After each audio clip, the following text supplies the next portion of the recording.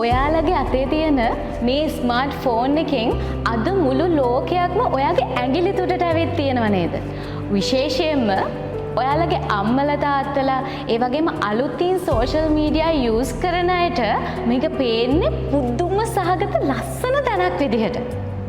හැබැයි මේ social media වල තියෙන ප්‍රොෆයිල් අතර තියෙන ලස්සන මූණු අතර බොරුකාරයෝ වංචාකාරයෝ හැංගිලා ඉන්නවා කියලා ඔයාලා දන්නවද?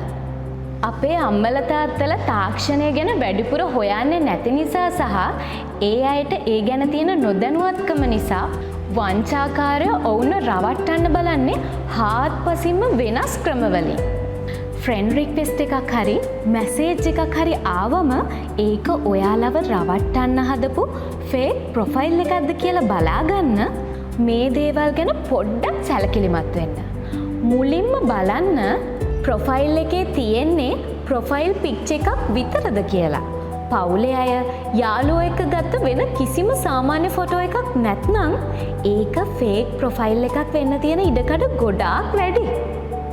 ඊටත් වඩා ඒ account එකේ friend list එකට add වෙලා ඉන්න යාළුවෝ ගන්න හරිම අඩුයි නම් දාලා තියෙන post ඔක්කොම එකම දවසක හරි ඊට දවස් 2-3කට කලින් විතරක් publish කරලා නම් ඒ කියන්නේ ඔයාලව රවට්ටන්නම හදිසියේ හදපු account එකක් වෙන්න පුළුවන්.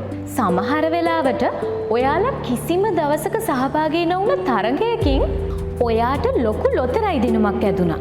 වටිනා කාර් එකක් නැත්තම් ලොකු මුදල් ත්‍යාගයක් දිනුවා කියලා මැසේජ් එවලා ඒ සල්ලි ගන්න කලින් රෙජිස්ටර් වෙන්න කියලා පොඩි ගාණක් ඉල්ලනවා.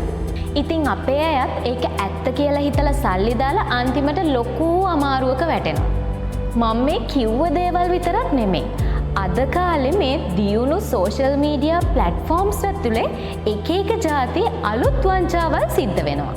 අපේ තියෙන නොදැනුවත්කම නිසා වෙන පොඩි වැරැද්දකින් මුළු ජීවිත කාලෙම සැනසීම නැති වෙලා යන්න පුළුවන්. ඒ නිසා සෝෂල් මීඩියා ප්ලැට්ෆෝම්ස් පාවිච්චි කරද්දී සැලකිල්ලෙන් පරිස්සම් වෙන්න අමතක කරන්න එපා.